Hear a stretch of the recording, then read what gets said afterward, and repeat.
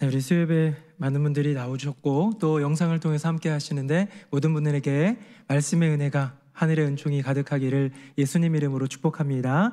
우리 옆에 분하고 인사 한번 하겠습니다. 내 안에 예수님이 충만합니다. 시작. 내 안에 예수님이 충만합니다. 내 안에 예수님이 충만합니다. 아멘. 이런 고백에는 힘이 있는 것 같아요. 그래서 내 안에 예수님이 충만합니다 고백하면 왠지 모르게 주님이 내 안에 더 깊이 들어오시는 것 같아요. 왜냐하면 우리 주님은 인격적이신 분이셔서 우리가 주님을 고백하면 주님이 들어주세요. 우리가 문을 두드리면 문을 열어주시고 우리가 믿는다고 고백을 하면 주님은 그 문을 열으시고 우리를 받으시는 분이기에 우리는 언제나 믿음의 고백을 드려야 될 줄로 믿습니다. 오늘은 골로새서 총정리 시간을 갖도록 하겠습니다. 지난 사순절 동안 새벽 예배 기간에 골로새서 말씀을 차근차근 이렇게 배워 나갔죠. 나간 말씀들을 토대로 정리해보는 시간을 가질 텐데요. 지난 3월 13일이었나요? 그때 토요일 날 중간 총정리를 한번 한 적이 있어요. 1장, 2장 마치고 총정리를 하고 그 다음에 이제 오늘은 1, 2, 3, 4장 다 통틀어서 다 하게 되는데 1장, 2장을 안 하고 넘어가긴 좀 어렵습니다. 그래서 오늘은 제가 이렇게 하려고 그래요. 1, 2장을 오늘 나눠드린 교환 다 받으셨죠? 혹시 못 받으신 분 계세요? 없으시면 네, 손 드신 분 있으면 가져다 드릴 수 있습니다. 그렇게 이 교환을 보면서 1, 2장을 조금 한번 이렇게 정리를 해보고요. 제가 했던 설교를 토대로 그 다음에 지난 3월 13일 날 우리가 보았던 영상이 하나 있습니다. 짧은 영상인데 골로새서 영상 이제 축약된 해설 영상이죠. 그걸 우리가 1, 2장 전반부만 봤는데 전체를 한번 보고 그 다음에 이제 3, 4장 제가 마지막 마무리 정리하도록 하겠습니다. 그래서 화면도 보시고 제 얼굴도 보시고 또 펴놓은 성경 이 골로새서 1장, 2장, 3장, 4장 중에 성경 구절은 일부러 화면에 안 담았어요. 표들만 너무 가득하다 보니까 성경 구절은 이 성경책에 나와 있는 것 그대로 읽으려고 하니까요. 긴장하고 또 우리 정신 바짝 차리고 말씀 안으로 들어가면 좋겠습니다. 자, 이제 질문 한번 드리겠습니다. 골로새서의 중심 주제가 무엇입니까? 예수 그리스도. 잘하셨습니다.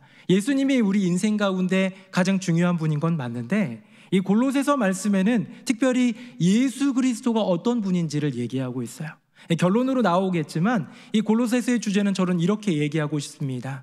1, 2장은 만물의 으뜸이신 예수 그리스도, 온 세상의 으뜸이신 예수 그리스도이고요. 3, 4장은 내 인생의 으뜸이신 예수 그리스도. 할렐루야, 아멘. 만물 가운데에 주님이 으뜸이시고 다스리시고 온 세상 창조주이시고 이것도 뭐 다 고백하는데 그렇죠? 근데 나랑은 어쩌면 상관없는 믿음의 고백일 수 있잖아요. 철학적인 믿음의 고백, 어쩌면 좀 멀리 떨어진 선포 같은 느낌일 수 있는데 그것이 진짜 믿음인가를 구분짓는 것은 뭐냐면 내 안의 고백으로 나타나야 되는 거예요. 온 우주의 으뜸이신 주님이 내 인생의 으뜸, 최고, 1등 그 어떤 것과 비교할 수 없는 전부. 충만이라는 단어를 통해서도 우리가 표현할 수 있습니다. 1, 2장은 온 세상 가운데 충만하신 예수 그리스도. 그러면 3, 4장은 뭘까요? 내 인생 가운데 충만하신 예수 그리스도, 우리 가정 가운데 충만하신 예수 그리스도, 우리 교회 가운데 충만하신 예수 그리스도. 그렇게 해나가기 시작하면 온 세상 가운데 주님의 충만함이 드러나게 되는 은혜가 있을 줄로 믿습니다. 자, 이제 교환을 한번 보도록 하겠습니다. 첫째 날에 우리는 예수가 기준인 인생을 말씀을 통해서 배우게 되었는데요. 이 골로새서가 쓰인 목적이 있습니다. 뭐였습니까? 둘째 날이었죠. 바로 칭찬과 경고인데요. 칭찬은 이미 골로새 교회 성도들이 잘했기 때문이에요. 믿음의 길을 잘 걸었는데요. 세 가지 삼박자 칭찬이 있었습니다. 화면 한번 볼까요? 뭐였습니까? 믿음, 사랑, 소망이에요. 믿음, 사랑, 소망. 안으로 믿음, 바깥으로 향하는 사랑, 그리고 위로 주님을 바라보는 소망. 기억나십니까? 거의 몇 주 지나갔습니까? 기억 안 날 법도 한데요. 꽤 오래전에 우리 배웠던 그 칭찬, 골로새 교회를 향한 사도 바울의 특급 칭찬이 우리 새노래 명성교회 가운데 가득하기를 예수님 이름으로 축복합니다. 안으로는 분명한 믿음이 있어야 되고요. 밖으로는 그 사랑이 선포되고 행동으로 표현되어져야 되고요. 그 모든 살아가는 날 동안에 위를 바라보는 소망, 그것이 골로새 교회에 있었고 골로새 교회의 성도들을 향한 사도 바울의 칭찬이었습니다. 이제 그 다음 한번 셋째 날이었죠. 셋째 날 2월 19일 날은 우리 제목이 복음의 배달부 에바브라였는데요. 골로새 교회 성도들을 주님께로 인도한 하나님의 사람이 바로 에바브라입니다. 사도 바울이 골로새 교회를 개척한 것이 아니라 이 에베소 교회, 이 사도 바울이 개척한 교회 가운데 들어와 있던 이 에바브라라는 이 젊은이, 성경학자들에 의하면 한 30대 정도로 얘기하고 있는데요. 그런 젊은이가 은혜를 받고 이제 그 복음 들고 어디로요? 자기 집으로 가는 거예요. 우리 교회에 다문화 부서가 있습니다. 다문화 부서에 우리 지금 교육자들, 우리 선교위원회가 중심이 돼가지고 다문화 부서 사역을 하시는 분들이 너무 많아요. 너무 열심히 섬겨주고 있는데요. 다문화 부서 안에 있는 섬기는 이들의 꿈이 있어요. 그 꿈이 뭐냐면 이곳에 이주하여서 결혼한 분들, 이주 노동자로 오신 분들, 또 우리나라 국적을 받아서 우리나라 국민인데 피부색이 다르다는 이유로, 또 어떻게 보면 언어가 조금은 어눌하다는 이유로 약간은 조금 하대를 받거나 차별을 받는 그분들을 잘 돕자, 섬기자, 보호해드리자, 거기에다가 더 중요한 뭐예요? 복음을 전하자. 여기까지 있잖아요, 그렇죠? 여기까지 우리가 다 알아요. 야, 그거 참 귀한 사역이다. 근데 다문화 부서의 꿈이 있어요. 그게 뭐냐면 이 복음을 받아들인 그들의 고국에 있는 가족들에게 복음 전하는 거예요. 캄보디아, 베트남에서 이렇게 건너와서 우리 국제 결혼한 분들이 이제 고국에 있는 이들에게 복음 전하는 거예요. 그게 바로 에바브라의 사명이에요. 에바브라가 골로새로 왜 갔겠습니까? 다른 곳에도 갈 수 있어요. 이미 에베소에 유학 와가지고 이것저것 문물을 배우고 다른 지역도 갈 수 있지만 내 고향 땅, 내가 있는, 내가 자란, 내가 사랑하는 가족이 있고 친지가 있고 이웃이 있는 그곳으로 복음 전하는 것. 저는 우리 교회 다문화 부서를 통해서 이 꿈, 골로새 교회가 이루어지듯 에바브라를 통하여 이루신 그 역사가 우리 교회의 다문화 사역을 통해 이루어질 줄로 믿습니다. 그래서 꿈꾸는 거예요. 그들이 이제 신학교 가는 것도 꿈꾸고요. 우리가 지원해주고 기도해주고 현지인 사역자가 될 수도 있고요. 너무나도 멋진 꿈들을 함께 꾸면 좋겠습니다. 그렇게 복음의 배달부, 하늘의 기쁜 소식을 나의 이웃에게 전하고 내 이웃들이 이 골로새 지역 가운데 부흥이 있습니다, 좋은 성도의 소식을 또 사도에게 주님께 또 상달해드리는 그런 배달부 에바브라였습니다. 자, 그러면서 바울이 기도를 들어갑니다. 내가 너희를 위해서 쉬지 않고 기도하고 있는데 여러 가지 많이 나왔지만 본질적으로 두 가지였어요. 뭐였습니까? 암과 삶. 표를 한번 보겠습니다. 바로 이거였어요. 바울의 기도는 아는 것과 살아가는 것, 내가 온전히 이해하고 아는 것과 그 아는 것을 살아내는 것은 굉장히 긴밀한 연결 지점이 있고요. 어느 것 하나만 할 수는 없는 것입니다. 이 두 가지가 함께 가야 되는데 사도 바울은 5글자로 그것을 표현하죠. 아는 것은 뭐라고 표현합니까? 하나님의 뜻을 아는 거예요. 살아가는 것은요, 죽게 합당하게 살아가는 거예요. 사도 바울의 기도의 핵심이자 여러분, 우리가 우리 자신을 향한 기도의 핵심이 되어야 됩니다. 여러분 혹시 자녀들이 있습니까? 이제 커가는 자녀들이, 아직 어린 자녀들이 있는 젊은 집사님들도 계시고 이미 장성하여서 커서 손주들까지 본 그런 우리 어른 집사님들, 장로님들, 권사님들도 많이 계실 텐데 기도의 내용은 이것이 되어야 돼요.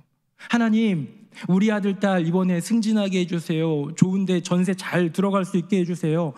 여러 가지 많은 기도 하세요. 하셔야 됩니다. 왜? 현실적인 기도를 우리는 할 줄 알아야 돼요. 오늘도 우리에게 일용할 양식을 주시는 주님께 감사드리며 일용할 양식도 주님께 구해야 돼요. 그러나 먼저 그의 나라와 그의 의를 구하라 하는 것처럼 이렇게 보다 본질적인 것을 구해야 될 것이 있는데요. 그게 뭐냐? 아는 것과 살아가는 것. 하나님의 뜻을 아는 것과 죽기 합당하게 살아가는 것. 하나님, 우리의 자녀가 하나님의 뜻을 알아가게 해주십시오. 하나님, 저의 인생이 주님께 합당한 그 걸음을 따라 살아가는 삶이 되게 해주십시오. 이렇게 기도할 수 있으면 좋겠다. 사도 바울의 기도 제목이다 이고요. 한번 교환을 한번 보도록 하겠습니다. 제가 교환을 오늘 만들었는데요, 아주 크게 실수를 했어요. 여러분 그 교환해 보시면 음영으로 약간 진하게 되어 있는 거 있죠? 블럭. 근데 그게 한 칸씩 내려왔어야 돼요. 딱 느낌이 오시죠? 원래 본질은 어디냐면 제일 중요한 핵심은 1장 15절부터 20절까지거든요. 2월 25일, 26일 여기를 진하게 칸 치려고 하다가 제가 실수로 한 칸 위로 쳤는데요. 아들을 통하여 행하신 일, 사실은 이것부터 시작이 되기 때문에 또 거기에도 은혜가 있는 것 같습니다. 아들인 예수를 통하여 건지시고 옮기시고, 그것이 바로 속량고 죄사함이라고 얘기하고 있고요. 이제 가장 중요한 골로새서의 핵심이 나오게 됩니다. 화면 한번 보겠습니다. 이 표는 아래에 있는 1, 2, 3, 4번 이런 것까지는 다 기억하기는 어려워요. 그렇죠?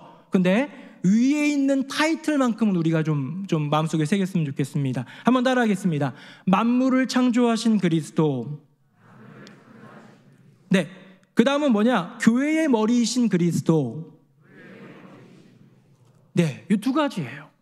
골로새서 1장 15절부터 20절 정말 긴 구절이에요. 이거 제가 암송하신 분들 치킨 드린다고 했다가 열몇 분이 암송해가지고 제가 돈 좀 많이 썼는데요. 은혜였습니다. 너무너무 은혜였고 또 너무너무 행복한 시간이었는데, 그 집사님들, 권사님들 지금 나와서 암송해보라고 그러면 아무도 못할 거예요. 왠지 아세요? 이건 진짜 어렵기 때문이에요. 여호와는 나의 목자시니 내게 부족함이 없으리로다. 복 있는 사람은 악인의 꾀를 쫓아, 이렇게 옛날에 외웠던 그런 정도의 수준이 아니에요.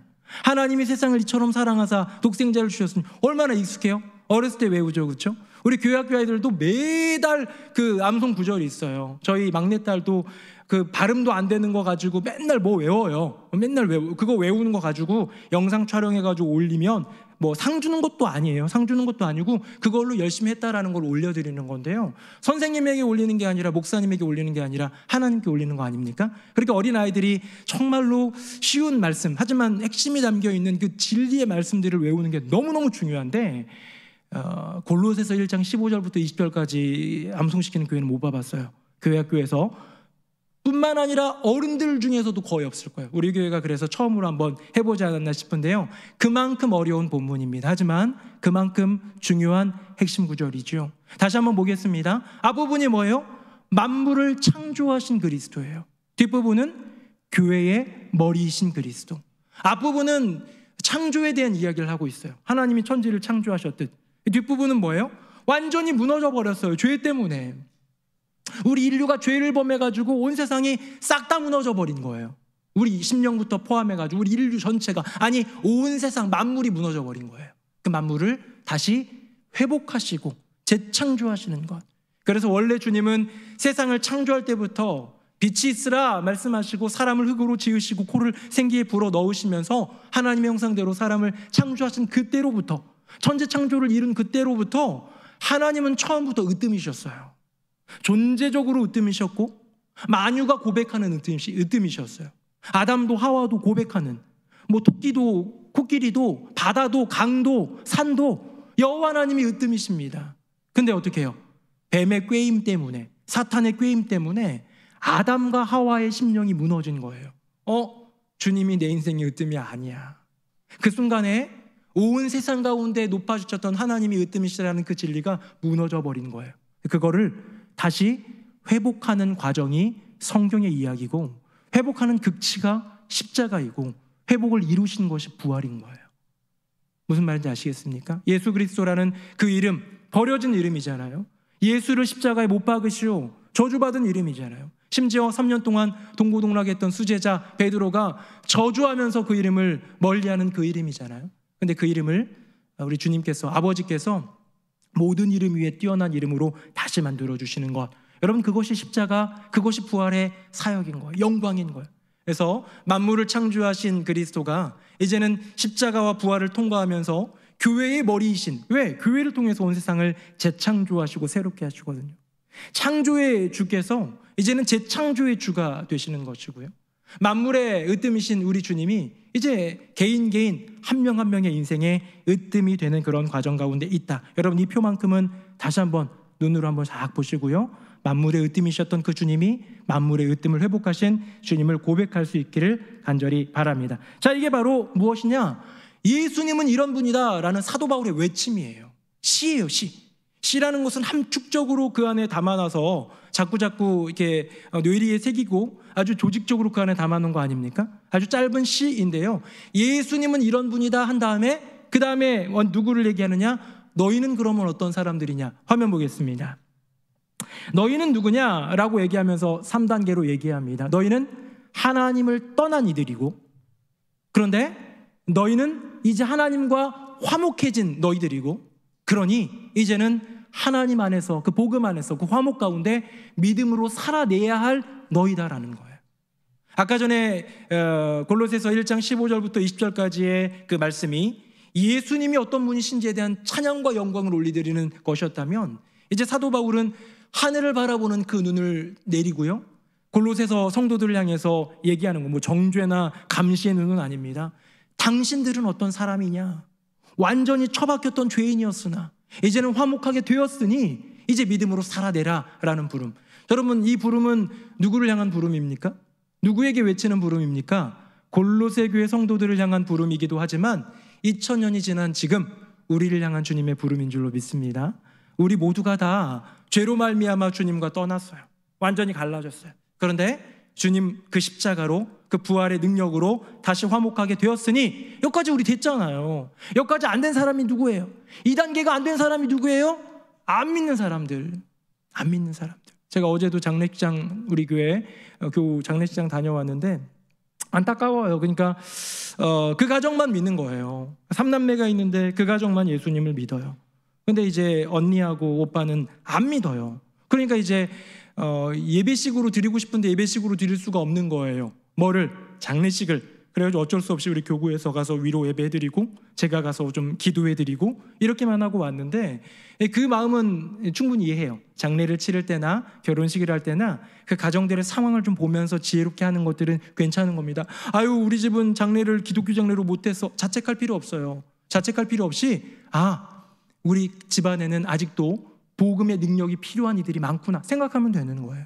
자, 방금 본 이 단계로 보면 너희가 죄로 말미암아 완전히 무너졌는데 이제 예수님으로 말미암아 화목하게 되었잖아요. 2단계가 안 된 사람들이 세상 사람들인 거예요. 예수님 모르는 사람들. 하지만 우리는 어떻게 해요? 2단계 얻었어요? 못 얻었어요? 이루었어요? 못 얻었어요? 우리 이루었잖아요. 그러면 3단계로 가는 거예요. 믿음으로 살아내라. 예수님 믿으면 구원받았으니까 맘대로 살아가자가 아니라 이제 믿음으로 살아가자가 되는 겁니다. 자, 거기까지가 이제 너희는 이에요. 예수님 그리스도 그분이 어떤 분인지 높이 보고, 그 다음에 이제 골로새 교회 성도들 보면서 너희들은 어떤 존재인지를 명확하게 정리해 줬다면 이제 사도 바울은 자신을 얘기합니다. 다음 보겠습니다. 나 바울은 이런 사람이다 라고 얘기하면서 사도인 사도 바울이 고난 가운데 동참하고 있음. 고난을 당해도 수고를 해도 괴롭거나 억울해하지 않는 그런 사도 바울의 고백을 보고 있습니다. 뭐 이렇게 절들이 있는데요, 이런 것들 뭐 오늘 다 하지는 않겠습니다. 우리 옛날에 했던 것들이고 어려운 이야기들이지만 교회의 일꾼이고 그 안에 있는 비밀이신 그리스도를 전하기 위해 나는 사도가 되었다. 여기까지 하도록 하겠습니다. 자, 이제 3월 6일 다음 교환으로 한번 넘어가 보도록 하겠습니다. 3월 6일에 보면 2장 6절 7절이 나오는데요, 이건 한번 성경을 찾아 읽어보도록 하겠습니다. 갖고 계신 성경책 골로새서 2장 6절 7절 우리 두 구절 말씀인데요, 같이 한번 읽어보겠습니다. 시작. 그러므로 너희가 그리스도 예수를 주로 받았으니 그 안에서 행하되 그 안에 뿌리를 박으며 세움을 받아 교훈을 받은 대로 믿음에 굳게 서서 감사함을 넘치게 하라. 아멘. 자, 오늘 성경 구절 많이 읽을 것 같아요? 많이 안 읽을 것 같아요? 많이 안 읽어요. 한 장에 한 군데씩 읽을까 말까인데요, 우리 1장 15절부터 20절까지는 오늘 본문으로 삼아서 우리가 한번 읽어봤죠. 그게 그리스도 찬가였다면 이제 2장에 우리가 살아가야 될 삶에 대해서 아주 집약적으로 나와 있는 구절이 6절 7절이에요. 이 6절 7절 안에 담겨 있는 것들이 3장 4장을 풀어서 설명했다라고 보시면 되겠습니다. 화면 보겠습니다. 우리 기억날 겁니다. 예수나무라는 제가 뭐 만들었던 그런 나무 이름이죠. 자, 뿌리가 무엇입니까? 뿌리는 예수인 거예요. 우리의 모든 시작은 무엇이다? 예수다. 우리 인생의 생각이 뭘로 시작한다? 예수로 시작한다. 우리가 입술로 뭔가를 얘기할 때 뭐부터 시작해야 돼요? 예수부터 나와야 되는 거예요. 예수의 가르침부터 나와야 되는 거예요. 예수의 마음부터 나와야 되는 거예요. 모든 것들이 예수로 시작하게 될 때에 그것이 이제 줄기가 되어서 자라잖아요. 이 자라는 게 뭐냐면 믿음이 되는 거예요. 그러니까 바꿔서 얘기하면 예수로 시작하는 것이 아니면 자랄 수 있어요, 없어요? 믿음이 있어요, 없어요? 없는 거예요. 저기 뭐 우리 교회는 그렇지 않겠지만 제가 이제 한인교회 섬기시는 목사님들하고 이렇게 좀 뭐 전화로나 소통을 해보면 그런 괴로움들을 토로해요. 어떤 괴로움이냐면 의도를 가지고 교회 오는 분들이 너무 많은 거예요. 이민교회는. 왜? 내가 딱 왔어요. 난 신앙은 없는데 뭔가 도움을 얻어야겠으니까 교회 오는 거예요. 여러분, 그것 때문에 복음을 받아들인 이들이 있기 때문에 교회는 언제나 팔 벌리고 있는 거예요. 안아주고 있고 손 잡아주고 있고 끌어주고 있는 건데, 그렇게 목사를 이용하고 자기 필요한 거 다 채운 다음에 도망가는 분들이 그렇게 많은 거예요. 왜? 거기에는 출발이 뭐였으니까? 예수가 아니었으니까.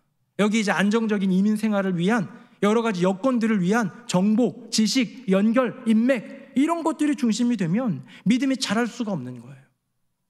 근데 어떤 분들은 그런 생각으로 왔죠. 내가 이 교회 통해 가지고 뭔가 좀 유익을 얻어야지. 근데 목사님의 삶을 보아서 어떻게 은혜를 받았는지, 목사님이 하신 말씀이 갑자기 귀 안에 들어와서 마음속에 새겨졌는지 몰라요. 이유는 모르겠는데 결국 예수가 되어서 귀로 들어오고 마음으로 들어오면 뭐가 된다?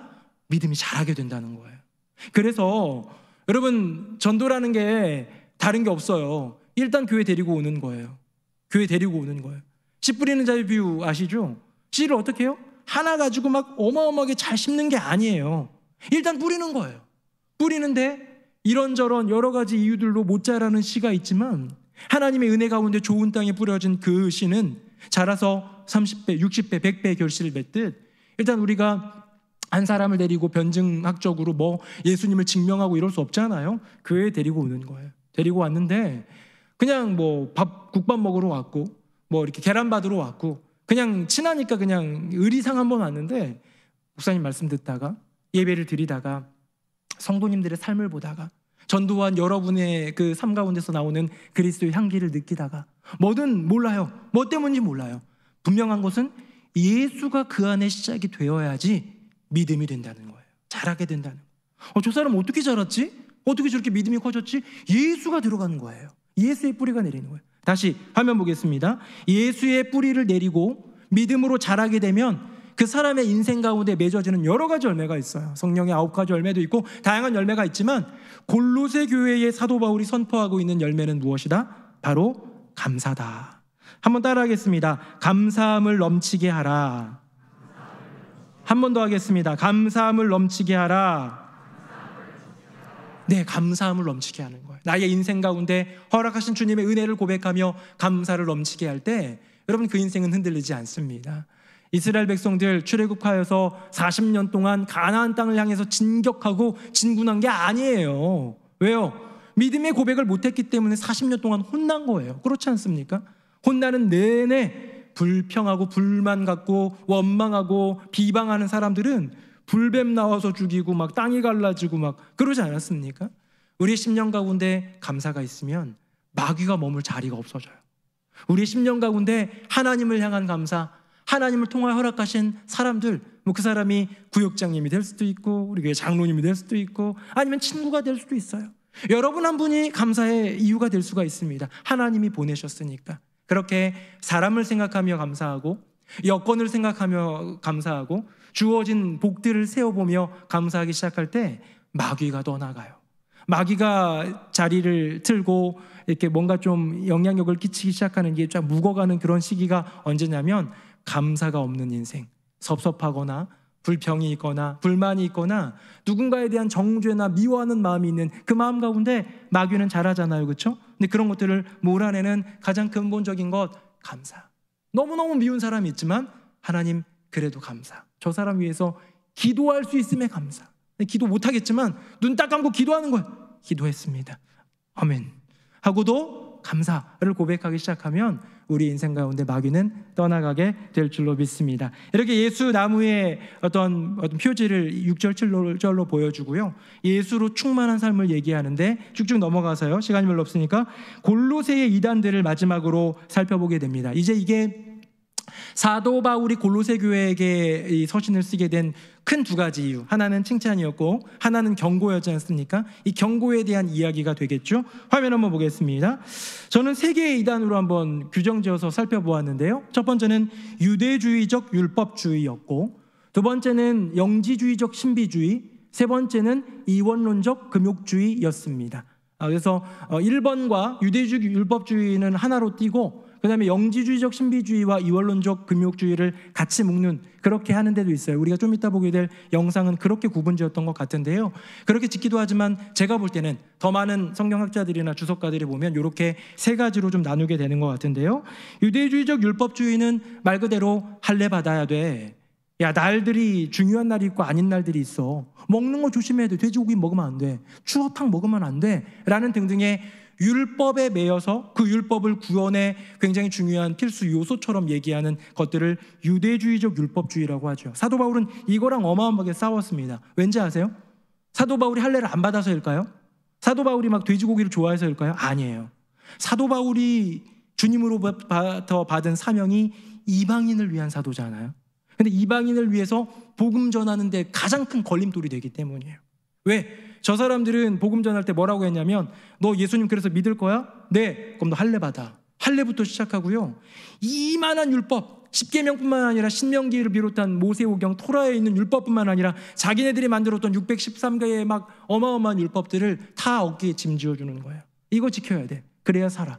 그러니까 사도 바울은 아니거든요. 이거를 지켜도 안 지켜도 뭐 율법을 지킨다고 지옥 가는 건 아니니까 구원과 전혀 상관없는 것인데 그걸로 하여금 이방인들의 발을 목을 잡는 것이 사도 바울은 싫었어요. 절대 있어서는 안 되는 거예요. 그래서 이 율법주의적인 채색들을 다 걷어내기 위해 유대주의적 율법주의들을 경계했다.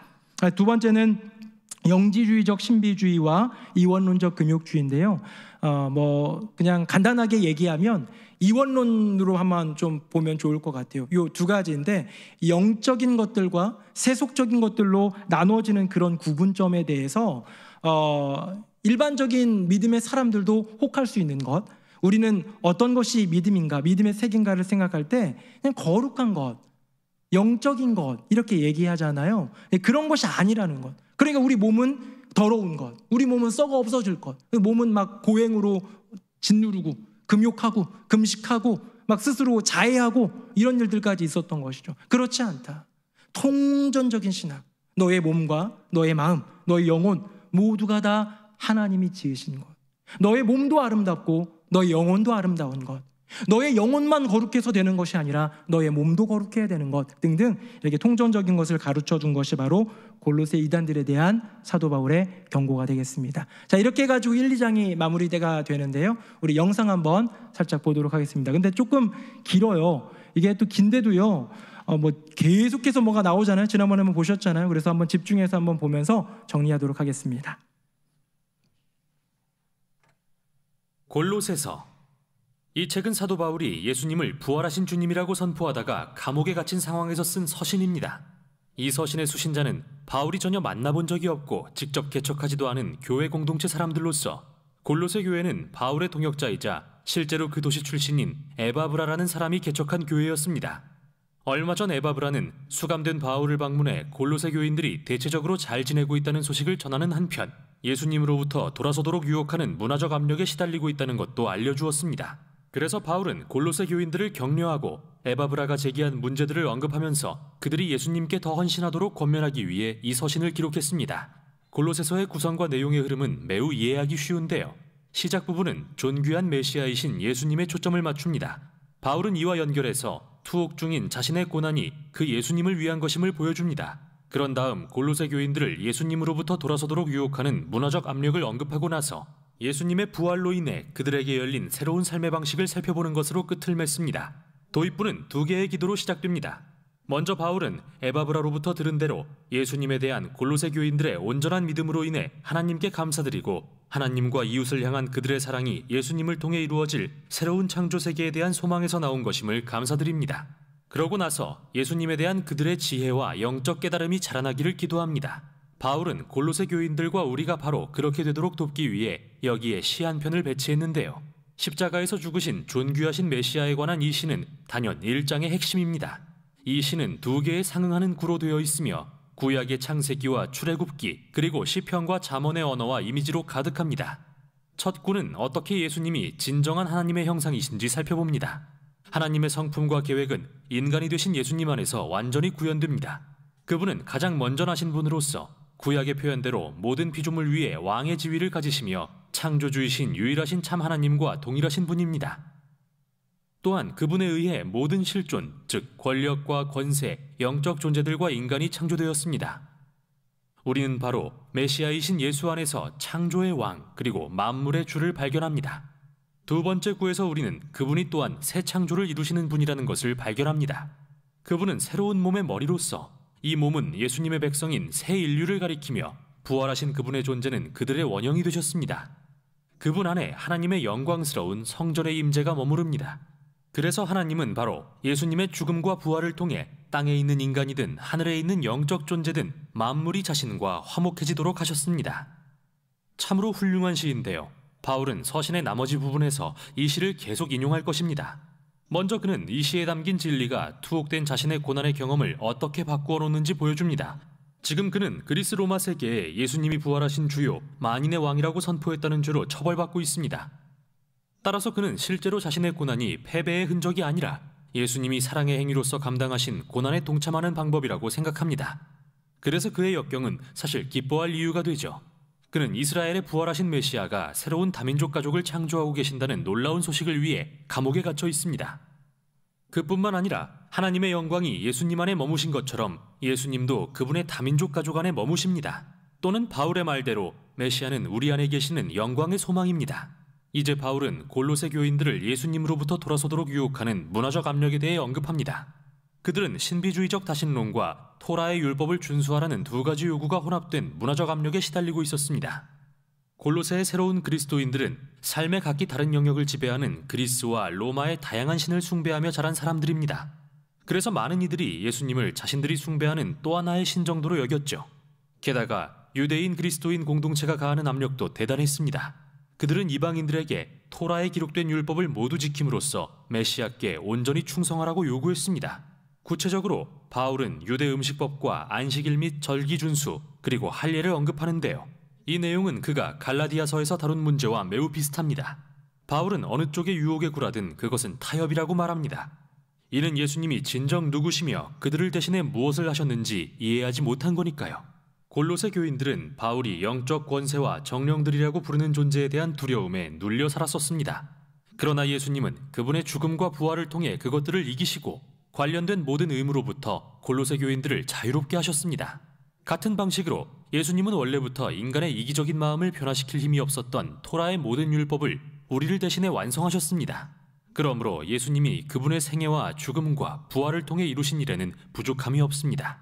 그 일은 우리가 율법을 따름으로써 보충할 필요가 없습니다. 그분이 바로 토라의 모든 율법을 가리키는 실체이십니다. 예수님을 따르는 자들에게는 율법이 아니라 그들을 변화시키는 예수님의 부활의 능력이 있습니다. 이어서 바울은 그 능력에 대해 살핍니다. 예수님을 따른다는 것은 그분의 새 인류가 되는 것을 의미합니다. 그들의 생명이 이제 예수님의 부활 생명과 하나 되었기 때문이죠. 이런 이유로 바울은 골로새 교인들에게 위에 있는 곧 그리스도께서 하나님 우편에 앉아 다스리시는 곳에 있는 것들에 마음을 두라고 권면합니다. 지금 바울이 말하려는 것은 여러분이 언젠가 이 세상을 떠나 어떻게 천국에 갈지 생각하라는 게 아닙니다. 오히려 천국이란 예수님이 지금 모든 피조물을 다스리고 계시는 초월적인 장소라는 의미입니다. 그분은 언젠가 그곳으로부터 다시 이곳에 오셔서 만물을 변화시키실 것입니다. 또는 바울이 말하듯이 여러분의 생명이신 그리스도께서 나타나실 때 여러분도 그분과 함께 영광 중에 나타날 것입니다. 그래서 바울은 그들에게 언젠가 변화될 그 세 사람의 모습으로 현재를 살라고 도전합니다. 그는 왜곡된 성적 행동과 파괴적인 언행으로 특징 지어지는 그들의 옛사람의 이미지를 사용합니다.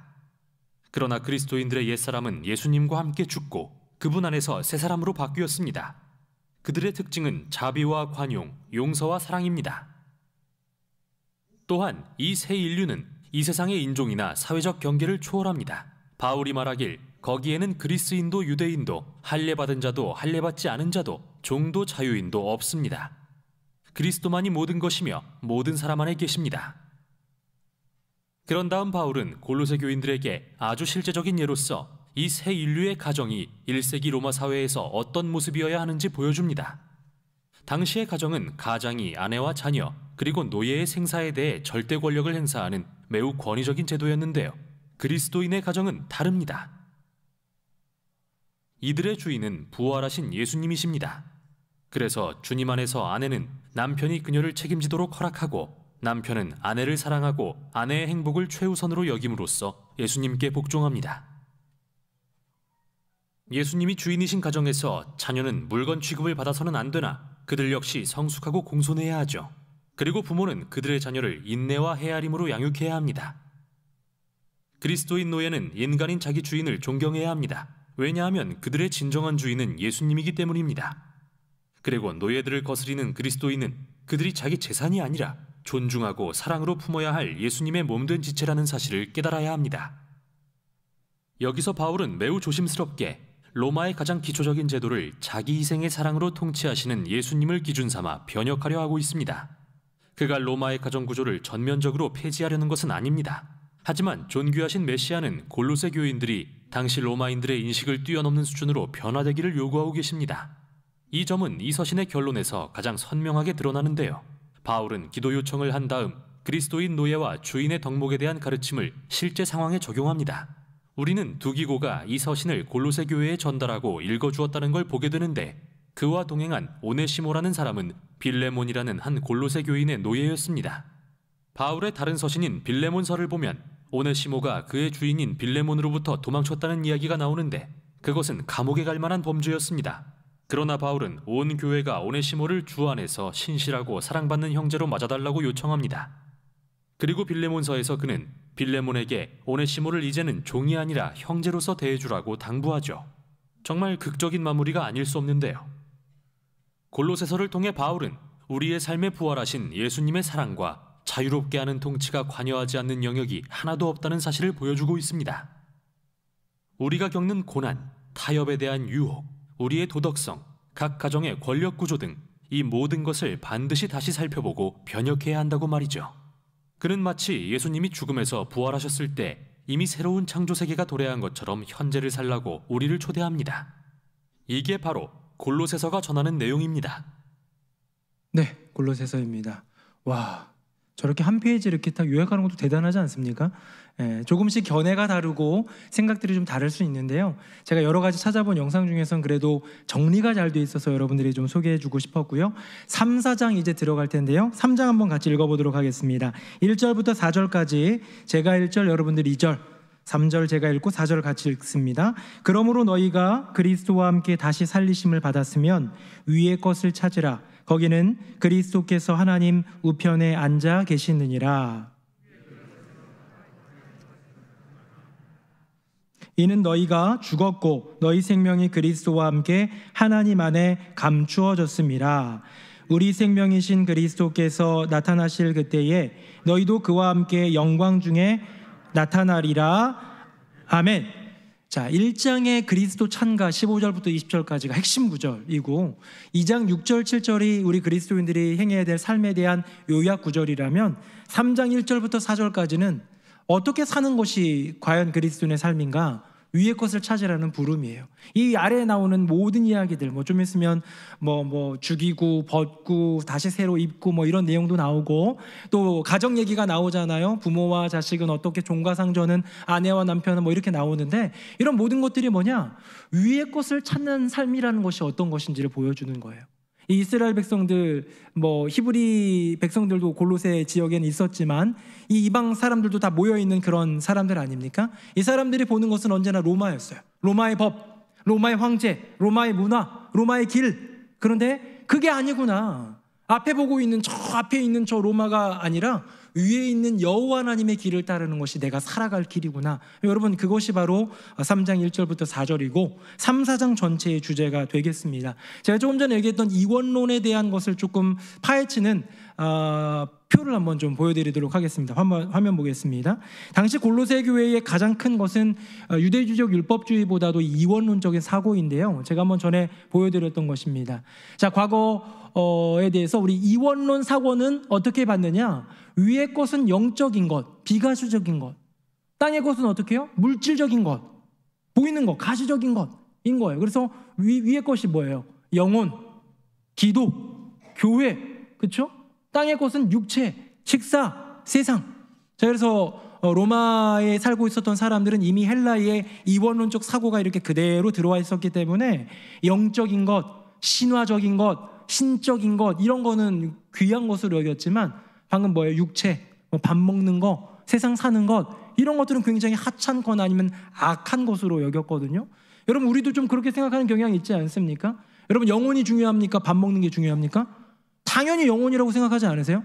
맞아요. 영혼이 중요해요. 그런데 하나님은 말씀하시는 거예요. 영혼을 구원하기 위해 밥을 먹고 준비하는 것도 영적인 일이다. 거룩한 일이다. 그러니까 제가 얘기하고 싶은 건 뭐냐면 밥이 영혼이랑 비슷하게 중요하다면 중요성의 개념이 아니라 이 물질적인 것도 이 영적인 것도 거룩하냐 거룩하지 않느냐가 제대로 된 이원론인 거예요. 밥을 먹는데 이렇게 여러 가지 이제 살찌고 나 혼자 잘 살기 위해서 밥 먹는 것은 세속적인 거예요. 세속적인 것은 언제나 내가 주인공이니까. 근데 내가 밥 먹고 건강하고 몸을 관리하는 이유가 주님 나라 위함이고 주님 예배하기 위함이고 주님 사랑하기 위함이고 본질적으로 주님 나라 위함이라면 그 밥 먹는 것은 거룩한 사역이 되는 거예요. 이해가 되십니까? 또 뭐가 있었죠? 세상, 육체. 여러분 육체도 마찬가지고요. 눈에 보이는 모든 작은 일상들이 주 여호와 하나님을 위하여 솔리데오 글로리아, 여호와 하나님의 영광을 위하여서 나아가는 걸음걸음이라면 그 모든 것은 거룩한 것이 되는 거예요. 여러분 오늘 신문을 보는 것도, 여러분 오늘 길을 가다가 지하철을 타는 것도, 모든 삶의 구석구석에 나와 있는 모든 행동들이 그냥 일상에 있었던 눈에 보이는 행동들이니까 별로 중요하지 않아가 아니라 영적인 것이 될 수 있는 거예요. 거룩한 것이 되면 하늘의 것 위의 것이 될 수 있다. 이제 그게 핵심이고요. 그러면서 이제 3일 동안 사도 바울이 그림 언어를 보여준 게 있지요. 그 다음 표 한번 보도록 하겠습니다. 세 가지 그림 언어입니다. 죽이라, 이거 넘어가겠습니다. 이거 표는 넘어가고요. 죽이라, 벗어라, 입어라지요. 죽이라, 벗어라, 입어라입니다. 자, 위의 것을 찾기 위해서 제일 먼저 땅에 있는 지체를 죽이라 라고 얘기하고요, 옛사람의 옷을 벗으라 얘기하고요, 그 다음에 새 사람의 옷을 입으라 얘기하는 거예요. 저를 한번 보시겠어요? 이미지 느낌이지 않습니까? 먼저 이 안에 썩어 들어가고 있는 심령의 그 죄의 경향성, 그 죄성들에 대해서 죽이라는 거예요. 땅의 지체를. 왜? 위의 것을 바라보기 위해서는요, 땅의 걸 죽여야 돼. 이걸 먼저 해결해야 되는 거예요. 선결과제. 그 다음에 이제 여호와 하나님 주시는 새 옷을 입어야 되는데 그 전에 뭐 해야 됩니까?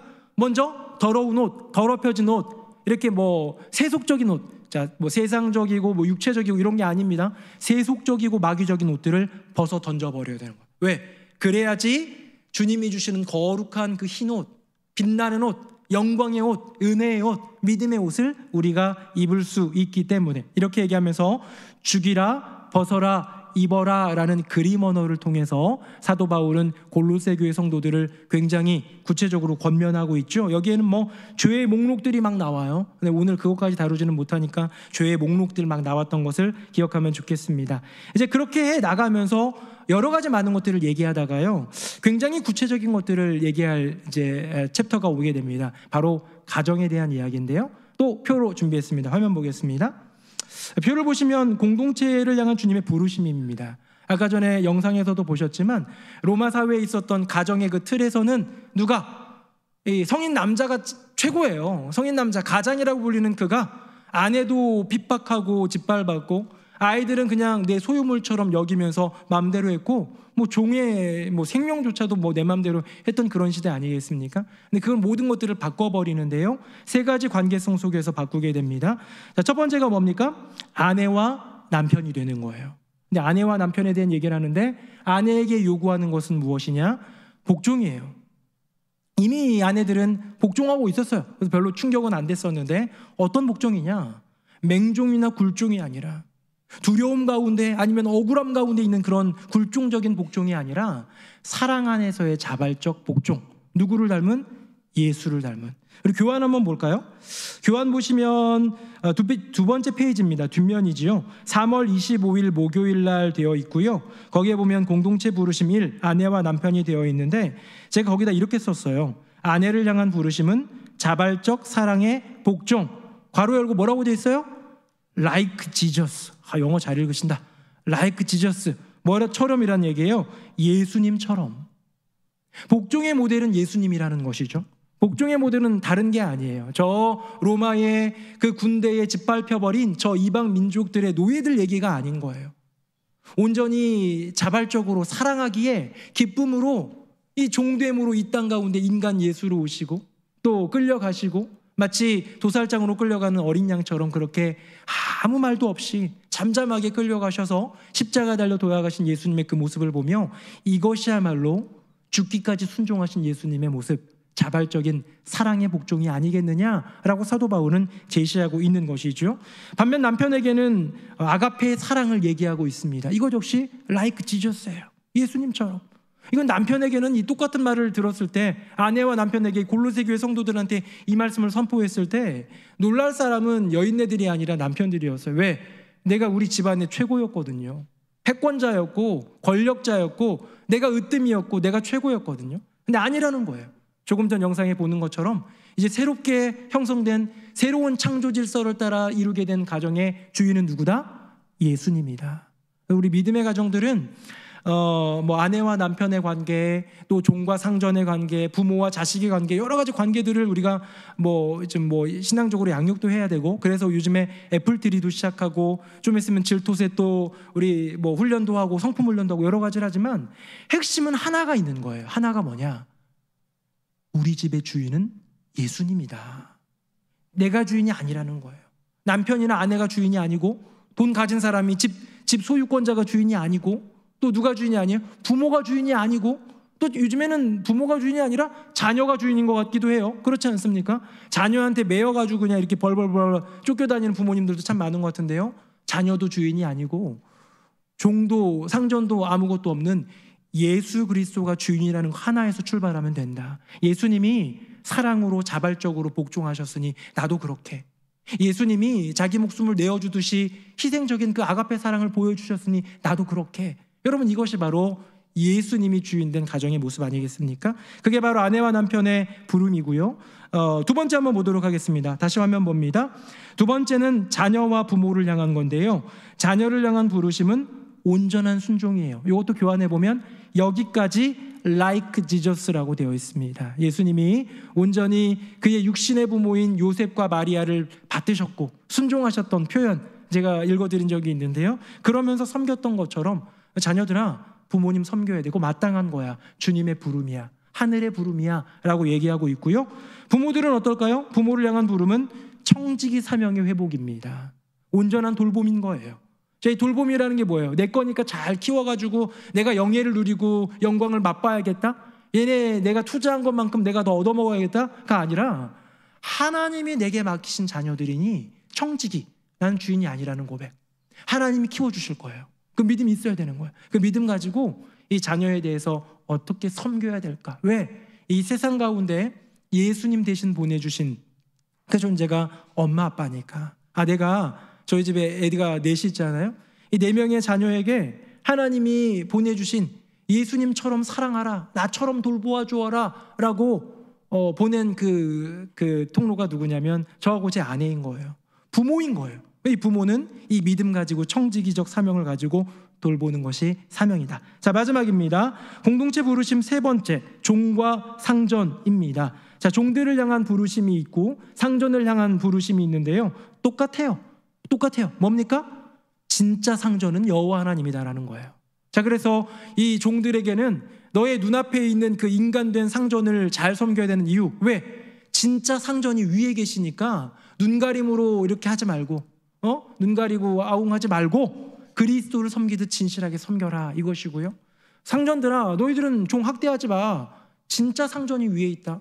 너희들이 종에게 대하듯 하나님, 진짜 상전이신 여호와 하나님이 너에게 그렇게 행하실지도 몰라 라고 하는 것처럼 이렇게 진짜 상전을 기억하라라고 얘기하고 있는데요. 저는 여기서 종들에게 주어졌던 부름, 진짜 상전을 기억하라라는 것을 라틴어로 여러분에게 소개한 적이 있습니다. 화면 한번 볼까요? 바로 코람데오입니다. 코람데오, 하나님 앞에서라는 거예요. 하나님 앞에서는 지금도 하나님이 나를 바라보고 계신다라는 믿음이에요. 언제 나를 바라보신다고요? 모든 순간. 그러니까 감시의 눈으로, 정죄의 눈으로, 비난의 눈으로 바라보는 것이 아니라 사랑의 눈으로 바라보고 계신 주님이 있으니 깨어있음으로 죄가 아닌 믿음의 길로, 더러운 세상의 세속의 길이 아닌 은혜의 길로, 하늘의 길로, 위의 것을 찾는 길로 나아가라는 주님의 부름이 바로 이 꼬람데오 신앙이다라고 생각하면 되겠습니다. 자, 이제 그러면서 골로새 기도 4요소가 있는데요. 이건 잠깐 넘어가겠습니다. 화면 한번 잠깐만 보고요. 이렇게 4가지 기도가 있었죠. 지속기도, 감사기도, 각성기도, 중보기도. 그리고 최근에 배웠던 기도의 4가지 요소를 사도 바울이 담아서 보여주었고요. 이제 여기까지 하면서 그 신앙적인 이야기들이 3장이 거의 마무리가 되고요. 4장부터는 인물들이 나오기 시작합니다. 여러 인물들이 나오는데 처음으로 나온 2명의 인물은 바로 다음과 같습니다. 화면 한번 보겠습니다. 이력서를 제가 한번 준비했습니다. 바로 두기고와 오네시모지요. 자, 두기고는 참 귀한 사람입니다. 믿을 만한 사람이었어요. 그래서 골로새서, 에베소서를 비롯한 서신서의 전달자, 굉장히 중요한 역할이었고요. 또 예루살렘을 향해서 이렇게 모아진 그 헌금을, 그 금액이죠. 그러니까 그런 진짜 그런 물질을 전달할 수 있는 그런 믿을 만한 사람이 바로 두기고였다. 그래서 나중에 쓰임 받아서 그레데, 에베소 같은 곳에 목회자 역할을 마지막으로 감당했던 사람이 두기고다. 참 괜찮은 사람 두기고. 근데 반면에 오네시모는 어떤 사람이에요? 골로새에 있는 빌레몬이라는 자유자, 그 좀 돈도 많고 괜찮았던 사람. 성경에는 나오지 않지만 이 역사 이렇게 내용을 좀 보면요, 돈 후름치고 도망갔다라고 나와 있거든요. 돈 후름치고 도망가면 극형입니다. 거의 뭐 무기징역 내지는 좀 조금 심하거나 조금 이렇게 돈 이렇게 하면은 이렇게 사형까지도 언도되는 그런 형이었다고 해요. 도망갔으니까 또. 그 도망갔던 돈을 훔치고 도망갔던 노예가 누구예요? 오네시모 아십니까? 근데 그 오네시모를 통하여 하나님은 일하시는 거예요. 오네시모를 통하여서 선한 일들을 하게 하시는 거예요. 어떤 것 하게 합니까? 사도 바울을 통하여서 일단 구원받고, 사도 바울의 감옥에서의 삶을 잘 지켜보고 배웠던 은혜대로, 들었던 말씀대로 이제 서신과 함께 가가지고 이 서신을 들려 읽을 때 그곳에서 그것을 듣는 사람들에게 하나님이 행하시는 일들을 삶으로 보여주고 더 자세하게 일러주는 하나님의 풋프린트 역할, 각주의 역할을 한다라는 말씀을 드렸죠. 바로 두기고와 오네시모가 그런 사람인 것처럼 우리도 풋프린트, 성경은 이만큼 있어요. 그렇죠? 세상 사람들이 이거 알아요? 뭐 관심 있어요? 없잖아요. 그렇죠? 어떻게 합니까? 우리의 인생이, 우리의 언어가, 우리의 생각이, 우리의 손과 발이 예수님의 풋프린트, 각주가 되어서 설명해주는 삶에 움직이고 있는 그런 성경책이 되어줘서 우리를 통하여서 주님을 알고 싶어하고, 여러분 때문에 교회 한번 나와보고 싶어하고, 이렇게 하면서 복음이 전해지는 두기고와 오네시모의 삶을 우리가 함께 살아가면 좋겠다, 그런 생각이 듭니다. 이제 그렇게 2명으로 시작해가지고 쭉 인물이 나오는데요. 화면, 이제 마지막 화면입니다. 한번 보겠습니다. 여기 보면 뭐 여러 인물들이 나오지요. 서신 전달자는 두기고와 오네시모였고요. 바울 곁에 있는 문안자가 6명이 나옵니다. 아리스타고, 마가, 유스도, 에바브라, 누가, 데마가 있는데 2명을 대비해서 설교했지요. 마가는 처음에는 도망 다녔고 또 도중하차했던 사람이지만 나중에는 유익한 사람이 되었던 마가. 반면에 지금 바울 곁에 있지만 나중에는 세상이 좋아서 떠나간, 도망간 배신자 데마. 이렇듯 우리의 주변에 있는 동역자들, 정말로 연약할 수 있고 부족할 수 있는 그런 동역자임을 고백하면서 하나님 바라보고 동역자들을 신뢰해주고 함께 걸어가주는 믿음을 얘기했습니다. 그 다음에 이제 현재 교회 리더들과 발신자인 바울까지 얘기하면서 헌신에 대한 이야기를 했습니다. 여전히 자기 집을 내어주고 있었던 여자 성도였던 눈바, 지금도 계속해서 헌신하고 있는 눈바. 그리고 이제 잠깐 나 한동안 열심히 했는데 뭐 때문인지, 뭐 실족했는지, 시험 들었는지 이제 직분을 감당하지 않는 아키뽀에게 아주 강하게 권면하지. 너의 직분, 주님 부르신 거 지켜라, 행하라, 이루어라.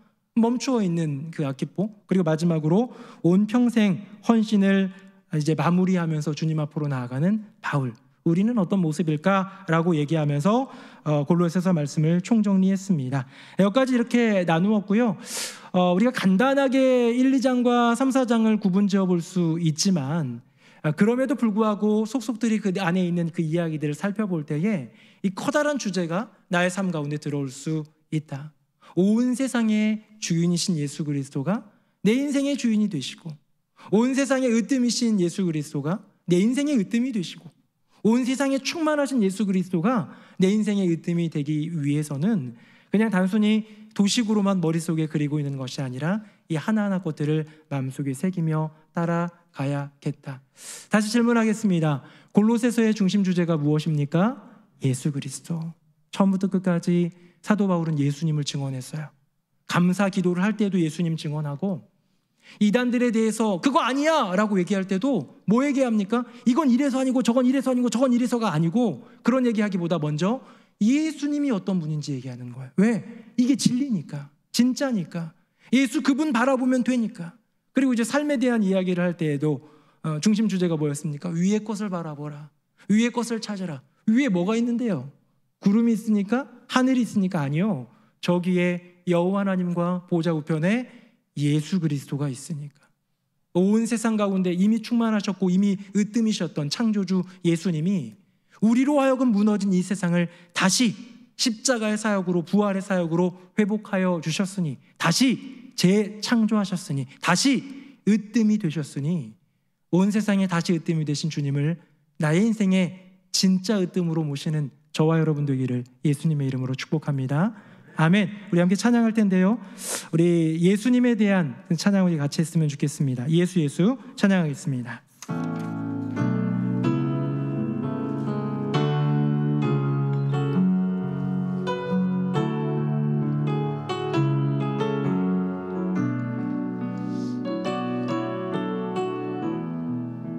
슬픈 마음 있는 자, 슬픈 마음 있는 자, 몸과 영혼 병든 자, 누구든지 부르시오. 예수 이름 부르시오.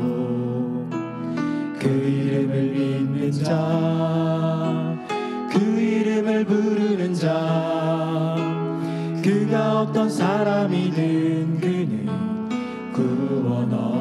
다시 한번 고백합니다. 슬픈 마음 있는 자, 슬픈 마음 있는 자, 몸과 영혼 병든 자, 누구든지 부르시오. 예수 이름 부르시오. 그 이름을 믿는 자, 그 이름을 부르는 자, 그가 어떤 사람이든 그는 구원 얻으리. 예수 예수 예수, 오 능력의 그 이름 예수, 나 외쳐 부르네.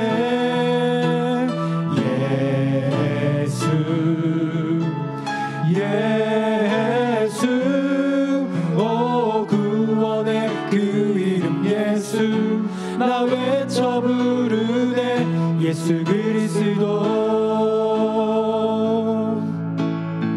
은과 금 내게 없으나, 은과 금 내게 없으나, 나 가진 건 너에게 주리. 능력의 이름 예수라. 그 이름을 붙드시오. 그 이름을 믿는 자, 그 이름을 외치는 자, 그가 어떤 사람이든 그는 주의 영광 보리라. 예수 예수 예수, 오 능력의 그 이름 예수, 나 외쳐 부르네. 예수 예수, 오 구원의 그 이름 예수, 나 외쳐 부르네. 예수 그리스도. 예수 예수 예수 예수, 오 능력의 그 이름 예수, 나 외쳐 부르네. 예수 예수, 오 구원의 그 이름 예수, 나 외쳐 부르네. 우리 마지막으로 한 번 더 고백합니다. 예수 예수 예수, 오 능력의 그 이름 예수, 나 외쳐 부르네.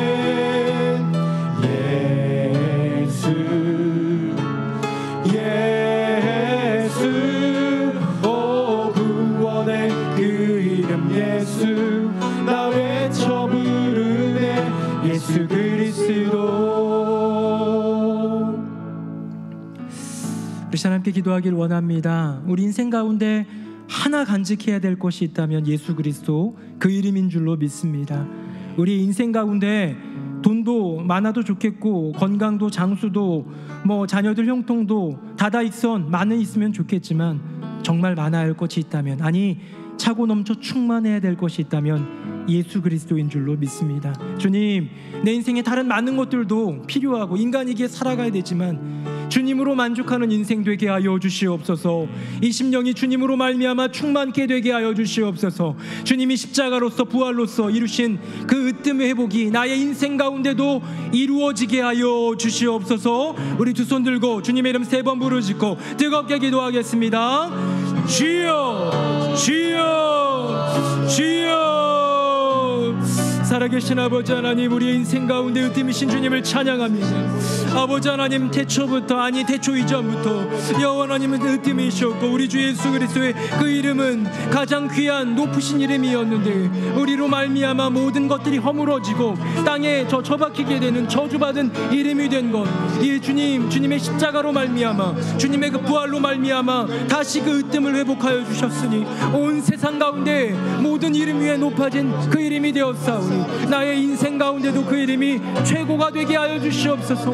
나의 인생 가운데도 그 이름이 으뜸이 되게 하여 주시옵소서. 주님, 우리가 인간이기에 많은 것들 살아가야 될 것들이 있지만, 필요한 것들이 있지만, 물질적인 것, 건강적인 것, 형통이 필요하고 관계가 필요하고 많은 것들이 필요하지만 예수가 없다면 그 인생이 무엇이 되겠습니까? 주님, 예수의 이름에 권능을 더하여 주시고 우리의 심령 가운데 그 예수의 이름으로 말미암아 충만함을 입게 하여 주시옵소서. 예수가 내 인생의 으뜸이요 예수의 이름이 내 인생 가운데 충만한 은혜를 더하여 주시옵소서. 골로새 교회 성도들을 향하여 피를 토하며 부르짖었던 사도 바울의 외침이 우리를 향한 주님의 부름인 것을 우리가 고백하오니 주여, 말씀의 권능으로 역사하여 주시고 하나님의 말씀 살아있고 운동력이 있어 좌우날선 그 어떤 것보다도 예리하여 혼과 영과 및 관절과 골수를 찔러 쪼개기까지 하는 능력의 말씀으로 역사하여 주셔서 우리의 마음과 우리 심령을 주님 온전케 하여 주시고 새롭게 하여 주시고 변화시켜 주시는 주님의 은혜를 더하여 주시옵소서. 예수 그리스도 나의 주